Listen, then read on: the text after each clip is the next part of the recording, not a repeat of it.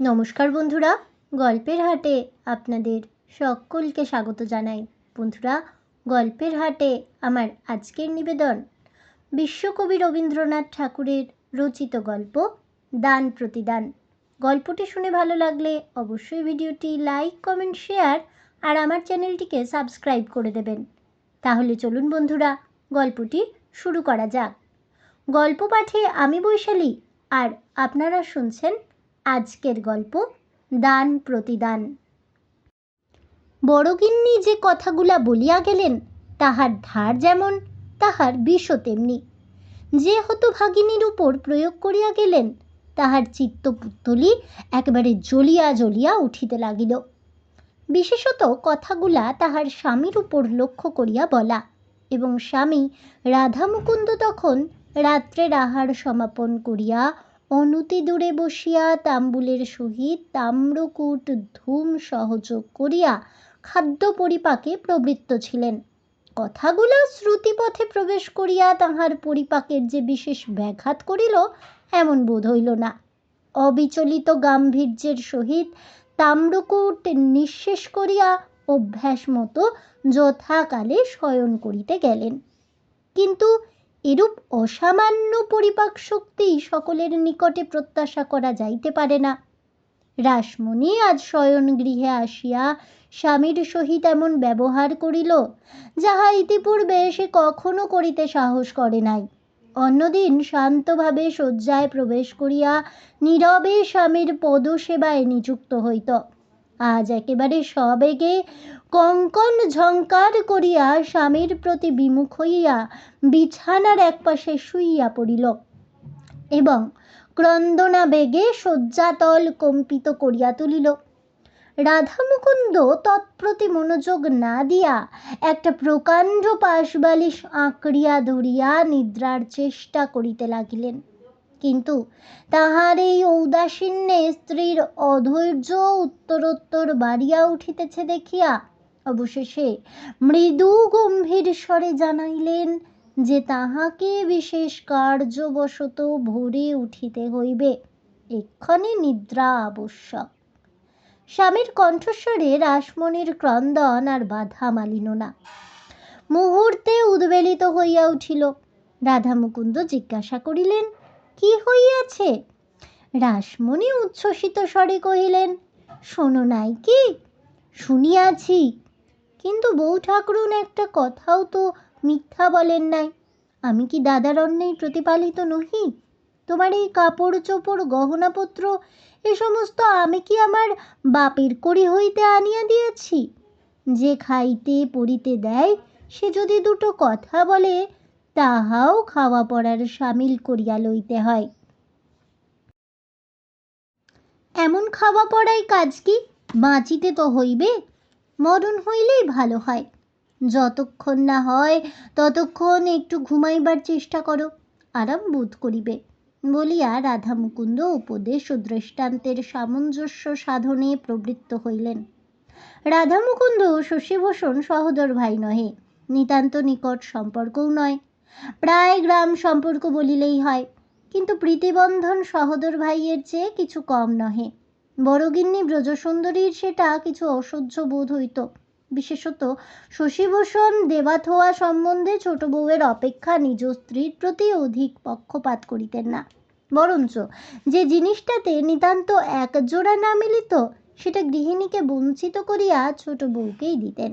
তাহা ছাড়া অনেক সময় তিনি স্ত্রীর অনুরোধ অপেক্ষা রাধামুকুন্দের পরামর্শের প্রতি বেশি নির্ভর করিতেন, তাহার পরিচয় পাওয়া যায়। শশীভূষণ লোকটা নিতান্ত ঢিলে ঢালা রকমের, তাই ঘরের কাজ এবং বিষয় কর্মের সমস্ত ভার রাধামুকুন্দের উপরই ছিল। বড়গিন্নির সর্বদাই সন্দেহ রাধামুকুন্দ তলে তলে তাহার স্বামীকে বঞ্চনা করিবার আয়োজন করিতেছে। তাহার যতই প্রমাণ পাওয়া যাইত না, রাধার প্রতি তাহার বিদ্বেষ ততই বাড়িয়া উঠিত। মনে করিতেন প্রমাণগুলোও অন্যায় করিয়া তাহার বিরুদ্ধ পক্ষ অবলম্বন করিয়াছে। এই জন্য তিনি আবার প্রমাণের উপর রাগ করিয়া তাহাদের প্রতি নিরতিশয় অবজ্ঞা প্রকাশপূর্বক নিজের সন্দেহকে ঘরে বসিয়া দ্বিগুণ দৃঢ় করিতেন। তাহার এই বহু যত্ন পোষিত মানসিক আগুন আগ্নেয়গিরির অগ্নুৎপাতের ন্যায় ভূমিকম্প সহকারে প্রায় মাঝে মাঝে উষ্ণ ভাষায় উচ্ছ্বসিত হইত। রাত্রে রাধামুকুন্দের ঘুমের ব্যাঘাত হইয়াছিল কিনা বলিতে পারি না, কিন্তু পরদিন সকালে উঠিয়া তিনি বিরস মুখে শশীভূষণের নিকট গিয়া দাঁড়াইলেন। শশীভূষণ ব্যস্ত সমস্ত হইয়া জিজ্ঞাসা করিলেন, রাধে, তোমায় এমন দেখিতেছি কেন? অসুখ হয় নাই তো? রাধামুকুন্দ মৃদুস্বরে ধীরে ধীরে কহিলেন, দাদা, আর তো আমার এখানে থাকা হয় না। এই বলিয়া গত সন্ধ্যাকালে বড় গৃহিণীর আক্রমণ বৃত্তান্ত সংক্ষেপে এবং শান্তভাবে বর্ণনা করিয়া গেলেন। শশীভূষণ হাসিয়া কহিলেন, এ তো নূতন কথা নহে। ও তো পরের ঘরের মেয়ে, সুযোগ পাইলেই দুটো কথা বলিবে, তাই বলিয়া কি ঘরের লোককে ছাড়িয়া যাইতে হইবে? কথা আমাকেও তো মাঝে মাঝে শুনিতে হয়, তাই বলিয়া তো সংসার ত্যাগ করিতে পারি না।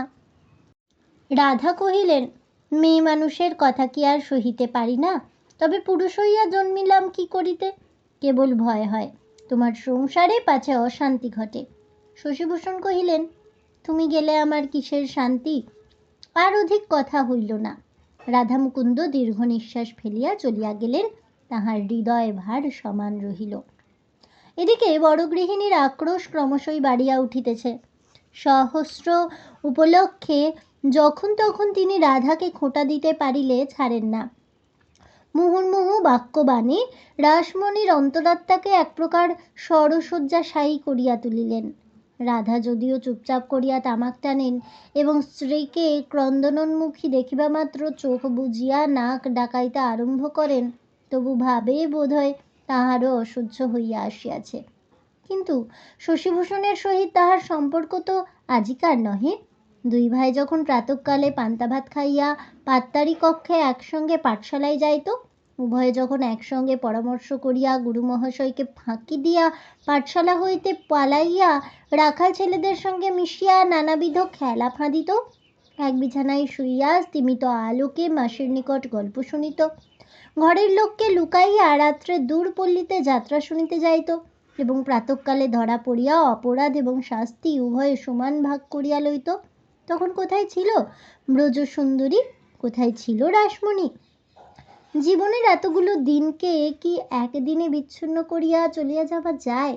কিন্তু এই বন্ধন যে স্বার্থপরতার বন্ধন, এই প্রগাঢ় প্রীতি যে পরান্ন প্রত্যাশার সুচতুর ছদ্মবেশ, এরূপ সন্দেহ, এরূপ আভাস মাত্র তাহার নিকট বিষ তুল্য বোধ হইত। অতএব আর কিছুদিন এরূপ চলিলে কি হইত বলা যায় না। কিন্তু এমন সময়ে একটা গুরুতর ঘটনা ঘটিল। যে সময়ের কথা বলিতেছি তখন নির্দিষ্ট দিনে সূর্যাস্তের মধ্যে গভর্নমেন্টের খাজনা শোধ না করিলে জমিদারি সম্পত্তি নিলাম হইয়া যাইত। একদিন খবর আসিল, শশীভূষণের একমাত্র জমিদারি পরগনা এনাথশাহী লাটের খাজনার দায়ে নিলাম হইয়া গেছে। রাধামুকুন্দ তাহার স্বাভাবিক মৃদু প্রশান্তভাবে কহিলেন, আমারই দোষ। শশীভূষণ কহিলেন, তোমার কিসের দোষ? তুমি তো খাজনা চালান দিয়াছিলে। পথে যদি ডাকাত পড়িয়া লুটিয়া লয়, তুমি তাহার কি করিতে পারো? দোষ কাহার এক্ষণে তাহা স্থির করিতে বসিয়া কোনো ফল নাই। এখন সংসার চালাইতে হইবে। শশীভূষণ হঠাৎ যে কোনো কাজকর্মে হাত দিবেন সেরূপ তাহার স্বভাব ও শিক্ষা নহে। তিনি যেন ঘাটের বাঁধা সোপান হইতে পিছলিয়া এক মুহূর্তে ডুবজলে গিয়া পড়িলেন। প্রথমেই তিনি স্ত্রীর গহনা বন্ধক দিতে উদ্যত হইলেন। রাধামুকুন্দ এক থলে টাকা সম্মুখে ফেলিয়া তাহাতে বাধা দিলেন। তিনি পূর্বেই নিজ স্ত্রীর গহনা বন্ধক রাখিয়া যথোপযুক্ত অর্থ সংগ্রহ করিয়াছিলেন। সংসারে একটাই মহৎ পরিবর্তন দেখা গেল। সম্পদকালে গৃহিণী যাহাকে দূর করিবার সহস্র চেষ্টা করিয়াছিলেন, বিপদকালে তাহাকে ব্যাকুলভাবে অবলম্বন করিয়া ধরিলেন। এই সময় দুই ভ্রাতার মধ্যে কার উপরে অধিক নির্ভর করা যাইতে পারে তাহা বুঝিয়া লইতে তাহার বিলম্ব হইল না। কখনো যে রাধা মুকুন্দের প্রতি তাহার তিলমাত্র বিদ্বেষ ভাব ছিল, এখন আর তাহা প্রকাশ পায় না। রাধা মুকুন্দ পূর্ব হইতেই স্বাধীন উপার্জনের জন্য প্রস্তুত হইয়াছিলেন। নিকটবর্তী শহরে এসে মুক্তারি আরম্ভ করিয়া দিল। তখন মুক্তারি ব্যবসায়ে আয়ের পথ এখনকার অপেক্ষা বিস্তৃত ছিল এবং তীক্ষ্ণ বুদ্ধি সাবধানী রাধা মুকুন্দ প্রথম হইতেই পসার জমাইয়া তুলিল। ক্রমে সে জেলার অধিকাংশ বড় বড় জমিদারের কার্যভার গ্রহণ করিল। এক্ষণে রাসমণির অবস্থা পূর্বের ঠিক বিপরীত। এখন রাসমণির স্বামীর অন্নেই শশীভূষণ এবং ব্রজসুন্দরী প্রতিপালিত। সে কথা লইয়া সে স্পষ্ট কোনো গর্ব করিয়াছিল কি না জানি না, কিন্তু কোনো একদিন বোধ করি আভাসে ইঙ্গিতে ব্যবহারে সেই ভাব ব্যক্ত করিয়াছিল। বোধ করি দেমাকের সহিত পা ফেলিয়া এবং হাত দুলাইয়া কোনো একটা বিষয়ে বড়গিন্নির ইচ্ছার প্রতিকূলে নিজের মনোমতো কাজ করিয়াছিল। কিন্তু সে কেবল একটি দিন মাত্র। তাহার পরদিন হইতে সে যেন পূর্বের অপেক্ষাও নম্র হইয়া গেল, কারণ কথাটা তাহার স্বামীর কানে গিয়াছিল। এবং রাত্রে রাধা মুকুন্দ কি কি যুক্তি প্রয়োগ করিয়াছিল ঠিক বলিতে পারি না। পরদিন হইতে তাহার মুখে আর যা রহিল বড়গিন্নির দাসীর মতো হইয়া রহিল। শোনা যায় রাধা মুকুন্দ সেই রাত্রে স্ত্রীকে তাহার পিতৃভবনে পাঠাইবার উদ্যোগ করিয়াছিল এবং সপ্তাহকাল তাহার মুখদর্শন করেন নাই।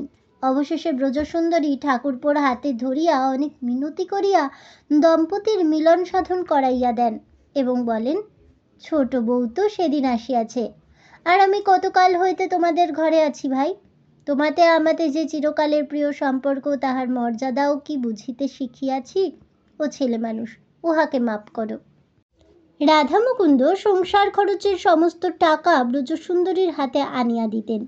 রাসমণি নিজের আবশ্যক ব্যয় নিয়ম অনুসারে অথবা প্রার্থনা করিয়া ব্রজসুন্দরীর নিকট হইতে পাইতেন। গৃহমধ্যে বড়গিন্নির অবস্থা পূর্বাপেক্ষা ভালো বই মন্দ নহে, কারণ পূর্বেই বলিয়াছি। শশীভূষণ স্নেহবশে এবং নানা বিবেচনায় রাসমণিকে বরঞ্চ অনেক সময় অধিক পক্ষপাত দেখাইতেন। শশীভূষণের মুখে যদিও তাহার সহজ প্রফুল্ল হাস্যের বিরাম ছিল না, কিন্তু গোপন অসুখে তিনি প্রতিদিন কৃশ হইয়া যাইতেছিলেন। আর কেহ তাহা ততটা লক্ষ্য করে নাই। কেবল দাদার মুখ দেখিয়া রাধার চক্ষে নিদ্রা ছিল না। অনেক সময় গভীর রাত্রে রাসমণি জাগ্রত হইয়া দেখিত গভীর দীর্ঘ নিঃশ্বাস ফেলিয়া অশান্তভাবে রাধা এপাশ ওপাশ করিতেছে। রাধা মুকুন্দ অনেক সময় শশীভূষণকে গিয়া আশ্বাস দিত, তোমার কোনো ভাবনা নাই দাদা, তোমার পৈতৃক বিষয় আমি ফিরাইয়া আনিব, কিছুতেই ছাড়িয়া দিব না, বেশি দিন দেরিও নাই। বাস্তবিক বেশি দিন দেরিও হইল না। শশীভূষণের সম্পত্তি যে ব্যক্তি নিলামে খরিদ করিয়াছিল সে ব্যবসায়ী লোক, জমিদারির কাজে সম্পূর্ণ অনভিজ্ঞ, সম্মানের প্রত্যাশায় কিনিয়াছিল, কিন্তু ঘর হইতে সদর খাজনা দিতে হইল, 1 পয়সা মুনাফা পাইত না। রাধা মুকুন্দ বৎসরের মধ্যে 2-1 বার লাঠিয়াল লইয়া লুটপাট করিয়া খাজনা আদায় করিয়া আনিত। প্রজারাও তাহার বাধ্য ছিল। অপেক্ষাকৃত নিম্ন জাতীয় ব্যবসাজীবী জমিদারকে তাহারা মনে মনে ঘৃণা করিত এবং রাধা মুকুন্দের পরামর্শে ও সাহায্যে সর্বপ্রকারেই তাহার বিরুদ্ধাচরণ করিতে লাগিল। অবশেষে সে বেচারা বিস্তর মোকদ্দমা মামলা করিয়া বারবার অকৃতকার্য হইয়া এই ঝঞ্ঝাট হাত হইতে ঝাড়িয়া ফেলিবার জন্য উৎসুক হইয়া উঠিল। সামান্য মূল্যে রাধা মুকুন্দ সেই পূর্ব সম্পত্তি পুনর্বার কিনিয়া লইলেন। লেখায় যত অল্প দিন মনে হইল, আসলে ততটা দিন নয়। ইতিমধ্যে প্রায় 10 বৎসর উত্তীর্ণ হইয়া গিয়াছে। 10 বৎসর পূর্বে শশীভূষণ যৌবনের সর্বপ্রান্তে প্রৌঢ় বয়সের আরম্ভ ভাগে ছিলেন, কিন্তু এই 8-10 বৎসরের মধ্যেই তিনি যেন অন্তরুদ্ধ মানসিক উত্তাপের বাষ্পযানে চড়িয়া একেবারে সবেগে বার্ধক্যের মাঝখানে আসিয়া পৌঁছিয়াছেন। পৈতৃক সম্পত্তি যখন ফিরিয়া পাইলেন, তখন কি জানি কেন আর তেমন প্রফুল্ল হইতে পারিলেন না। বহুদিন অব্যবহারে হৃদয়ের বীণাযন্ত্র বোধ করি বিকল হইয়া গিয়াছে। এখন সহস্রবার তার টানিয়াও বাঁধিলেও ঢিলা হইয়া নামিয়া যায়, সে সুর আর কিছুতেই বাহির হয় না। গ্রামের লোকেরা বিস্তর আনন্দ প্রকাশ করিল। তাহারা একটা ভোজের শশীভূষণকে গিয়া ধরিল। ভোজ করিতেই হইবে। শশীভূষণ রাধা মুকুন্দকে জিজ্ঞাসা করিলেন, কি বলো ভাই? রাধা মুকুন্দ বলিলেন, অবশ্য শুভ দিনে আনন্দ করিতে হইবে বই কি। গ্রামে এমন ভোজ বহুকাল হয় নাই। গ্রামের ছোট বড় সকলেই খাইয়া গেল। ব্রাহ্মণেরা দক্ষিণা ও দুঃখী কাঙালগণ পয়সা ও কাপড় পাইয়া আশীর্বাদ করিয়া চলিয়া গেল। শীতের আরম্ভে গ্রামে তখন সময়টা খারাপ ছিল। তাহার উপরে শশীভূষণ পরিবেশনাদি বিবিধ কার্যে 3-4 দিন বিস্তর পরিশ্রম এবং অনিয়ম করিয়াছিলেন। তাহার ভগ্ন শরীরে আর সহিল না, তিনি একেবারে শয্যাশায়ী হইয়া পড়িলেন। অন্যান্য দুরূহ উপসর্গের সহিত কম্প দিয়া জ্বর আসিল। বৈদ্য মাথা নাড়িয়া কহিল, বড় শক্ত ব্যাধি। রাত্রি 2-3 প্রহরের সময় রোগীর ঘর হইতে সকলকে বাহির করিয়া দিয়া রাধামুকুন্দ কহিলেন, দাদা, তোমার অবর্তমানে বিষয়ের অংশ কাহাকে কিরূপ দিব সেই উপদেশ দিয়া যাও। শশীভূষণ কহিলেন, ভাই, আমার কি আছে যে কাহাকে দিব? রাধামুকুন্দ কহিলেন, সবই তো তোমার। শশীভূষণ উত্তর দিলেন, এককালে আমার ছিল, এখন আমার নহে। রাধামুকুন্দ অনেকক্ষণ চুপ করিয়া বসিয়া রহিল। বসিয়া বসিয়া শয্যার এক অংশের চাদর 2 হাত দিয়া বারবার সমান করিয়া দিতে লাগিল। শশীভূষণের শ্বাসক্রিয়া কষ্টসাধ্য হইয়া উঠিল। রাধামুকুন্দ তখন শয্যাপ্রান্তে উঠিয়া বসিয়া রোগীর পা দুটি ধরিয়া কহিল, দাদা, আমি যে মহাপাতকের কাজ করিয়াছি তাহা তোমাকে বলি, আর তো সময় নাই। শশীভূষণ কোনো উত্তর করিলেন না। রাধামুকুন্দ বলিয়া গেলেন, সেই স্বাভাবিক শান্ত ভাব এবং ধীরে ধীরে কথা, কেবল মাঝে মাঝে এক একটা দীর্ঘ নিঃশ্বাস উঠিতে লাগিল। দাদা, আমার ভালো করিয়া বলিবার ক্ষমতা নাই। মনের যথার্থ যে ভাব সে অন্তর্যামী জানেন, আর পৃথিবীতে যদি কেহ বুঝিতে পারে তো হয়তো তুমি পারিবে। বালককাল হইতে তোমাতে আমাতে অন্তরে প্রভেদ ছিল না, কেবল বাহিরে প্রভেদ। কেবল এক প্রভেদ ছিল, তুমি ধনী, আমি দরিদ্র। যখন দেখিলাম এই সামান্য সূত্রে তোমাতে আমাতে বিচ্ছেদের সম্ভাবনা ক্রমশই গুরুতর হইয়া উঠিতেছে, তখন আমি সেই প্রভেদ লোপ করিয়াছিলাম। আমি সদর খাজনা লুট করাইয়া তোমার সম্পত্তি নিলাম করাইয়াছিলাম। শশীভূষণ তিলমাত্র বিস্ময়ের ভাব প্রকাশ না করিয়া ঈষৎ হাসিয়া মৃদুস্বরে রুদ্ধ উচ্চারণে কহিলেন, ভাই, ভালোই করিয়াছিলে, কিন্তু যে জন্য এত করিলে তাহা কি সিদ্ধ হইল? কাছে কি রাখিতে পারিলে?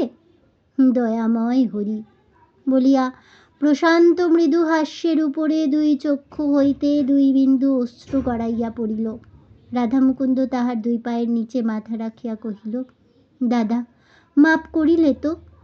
শশীভূষণ তাহাকে কাছে ডাকিয়া তাহার হাত ধরিয়া কহিলেন, ভাই, তবে শোনো, এ কথা আমি প্রথম হইতেই জানিতাম। তুমি যাহাদের সহিত ষড়যন্ত্র করিয়াছিলে তাহারাই আমার নিকট প্রকাশ করিয়াছে। আমি তখন হইতে তোমাকে মাপ করিয়াছি। রাধামুকুন্দ 2 করতলে লজ্জিত মুখ লুকাইয়া কাঁদিতে লাগিল। অনেকক্ষণ পরে কহিল, দাদা, মাপ যদি করিয়াছ তবে তোমার এই সম্পত্তি তুমি গ্রহণ করো, রাগ করিয়া ফিরাইয়া দিও না। শশীভূষণ উত্তর দিতে পারিলেন না, তখন তাহার বাকরোধ হইয়াছে। রাধামুকুন্দের মুখের দিকে অনিমেষ দৃষ্টি স্থাপিত করিয়া একবার দক্ষিণ হস্ত তুলিলেন। তাহাতে কি বুঝাইল বলিতে পারি না, বোধ করি রাধামুকুন্দ বুঝিয়া থাকিবে। তাহলে বন্ধুরা, আমার আজকের এই গল্পটি শুনে কেমন লাগলো অবশ্যই আমাকে কমেন্টে জানাবেন। ভিডিওটি ভালো লেগে থাকলে লাইক শেয়ার করতে ভুলবেন না। আমার চ্যানেলের নতুন বন্ধু হয়ে থাকলে চ্যানেলটিকে সাবস্ক্রাইব করে দেবেন।